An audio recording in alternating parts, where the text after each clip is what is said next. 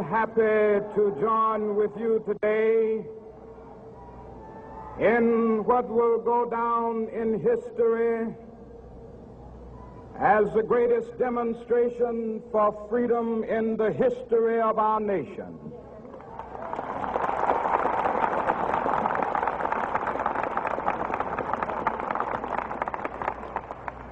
Five score years ago, a great American in whose symbolic shadow we stand today signed the Emancipation Proclamation.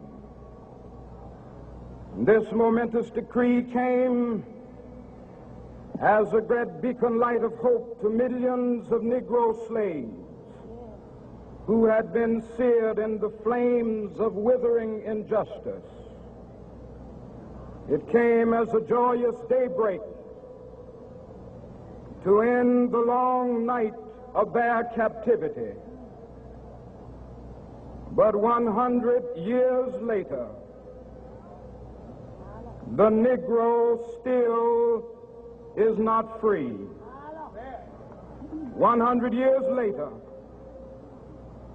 the life of the Negro is still sadly crippled by the manacles of segregation and the chains of discrimination.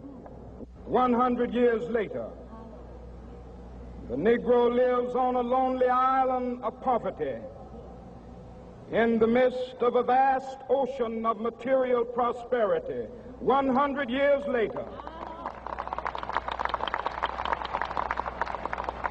the Negro is still languished in the corners of American society and finds himself in exile in his own land.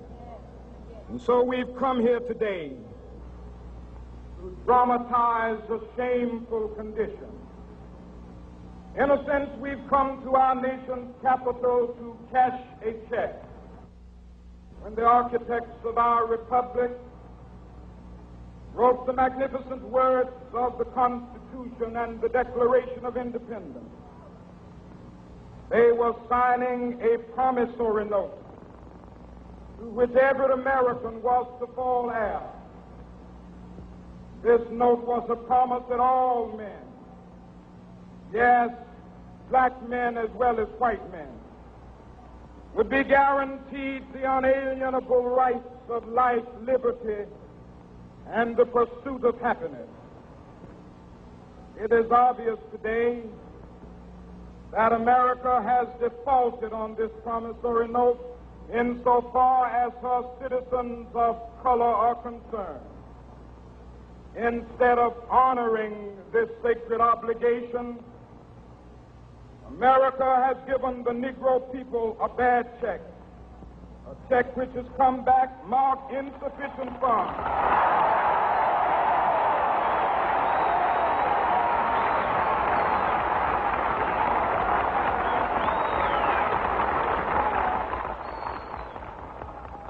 But we refuse to believe that the Bank of Justice is bankrupt. We refuse to believe that there are insufficient funds in the great vaults of opportunity of this nation.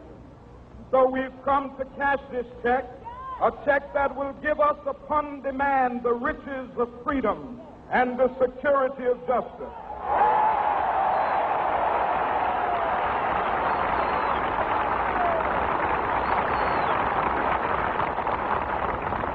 We have also come to this hallowed spot to remind America of the fierce urgency of now. This is no time to engage in the luxury of cooling off or to take the tranquilizing drug of gradualism.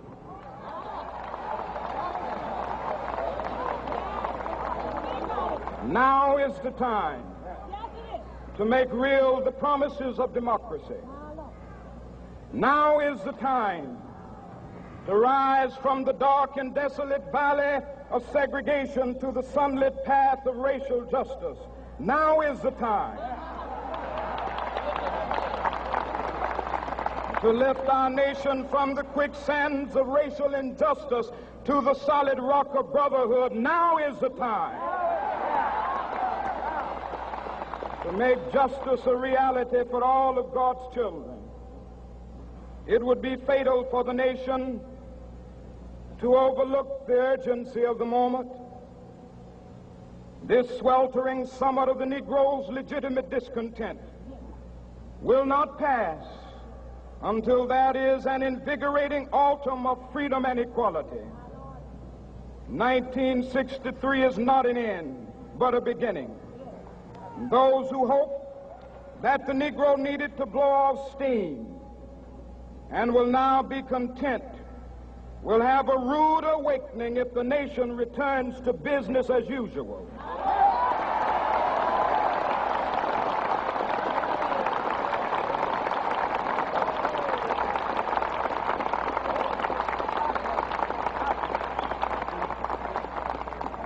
There will be neither rest nor tranquility in America until the Negro is granted his citizenship rights.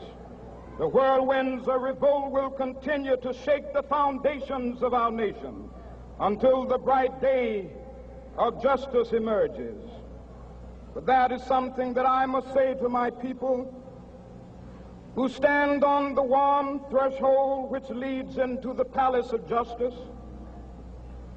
In the process of gaining our rightful place, we must not be guilty of wrongful deeds. Let us not seek to satisfy our thirst for freedom by drinking from the cup of bitterness and hatred.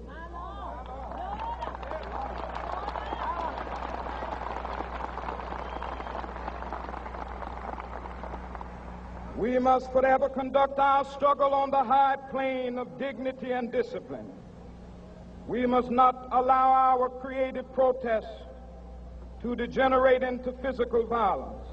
Again and again, we must rise to the majestic heights of meeting physical force with soul force. The marvelous new militancy which has engulfed the Negro community must not lead us to a distrust of all white people. For many of our white brothers, as evidenced by their presence here today, have come to realize that their destiny is tied up with our destiny.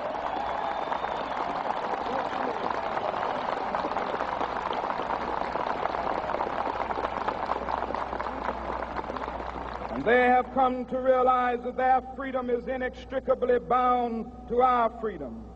We cannot walk alone. And as we walk, we must make the pledge that we shall always march ahead. We cannot turn back.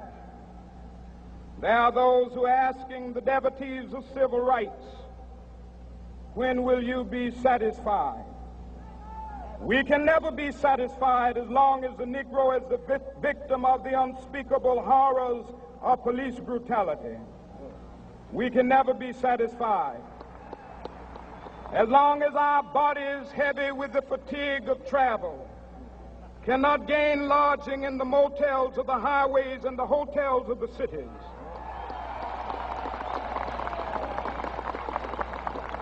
We cannot be satisfied as long as the Negro's basic mobility is from a smaller ghetto to a larger one.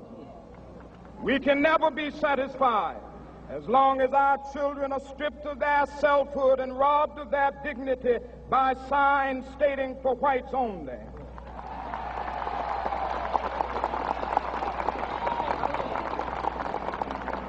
We cannot be satisfied as long as a Negro in Mississippi cannot vote and a Negro in New York believes he has nothing for which to vote.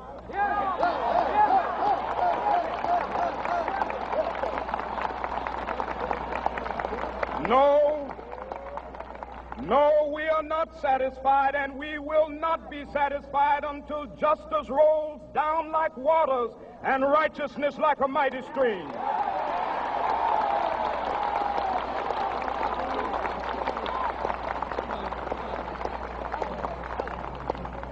I am not unmindful that some of you have come here out of great trials and tribulations. Some of you have come fresh from narrow jail cells.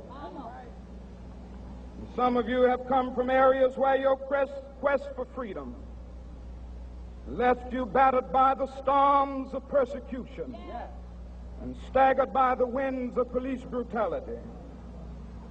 You have been the veterans of creative suffering. Continue to work with the faith that unearned suffering is redemptive. Go back to Mississippi. Go back to Alabama. Go back to South Carolina. Go back to Georgia. Go back to Louisiana. Go back to the slums and ghettos of our northern cities, knowing that somehow this situation can and will be changed. Let us not wallow in the valley of despair. I say to you today, my friend,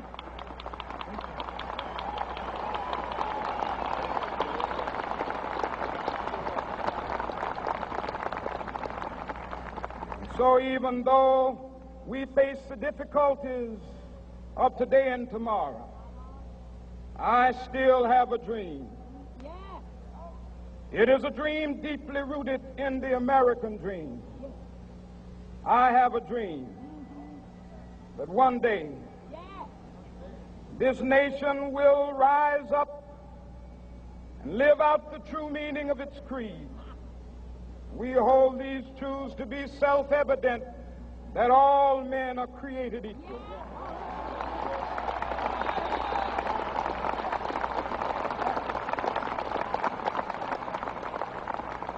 I have a dream that one day on the red hills of Georgia, the sons of former slaves and the sons of former slave owners will be able to sit down together at the table of brotherhood. I have a dream that one day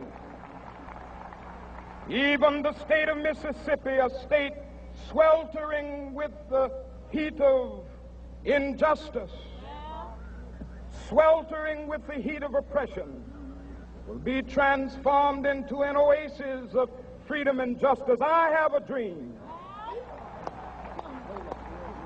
that my 4 little children will one day live in a nation where they will not be judged by the color of their skin, but by the content of their character.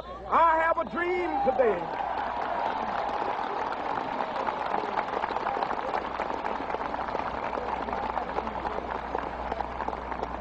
I have a dream that one day down in Alabama, with its vicious racists, with its governor having his lips dripping with the words of interposition and nullification, one day right there in Alabama, little black boys and black girls will be able to join hands with little white boys and white girls as sisters and brothers. I have a dream today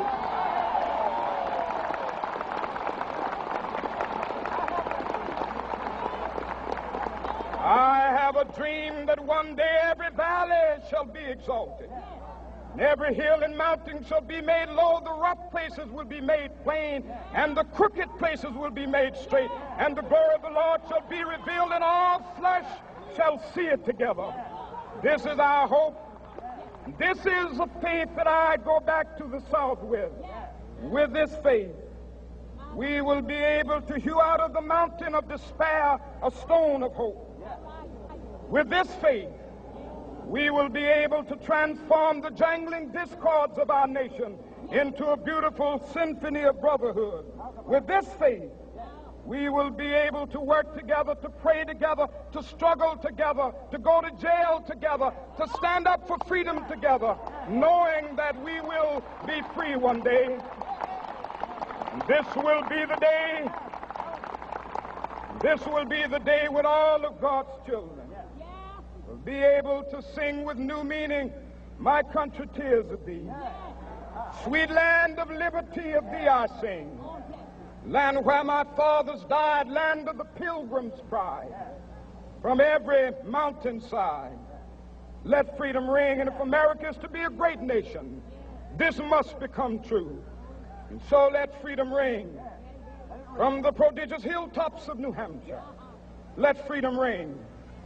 From the mighty mountains of New York, let freedom ring. From the heightening Alleghenies of Pennsylvania, let freedom ring. From the snow-capped Rockies of Colorado, let freedom ring. From the curvaceous slopes of California. But not only that, let freedom ring from Stone Mountain of Georgia. Let freedom ring from Lookout Mountain of Tennessee. Let freedom ring from every hill and molehill of Mississippi, from every mountainside. Let freedom ring. And when this happens,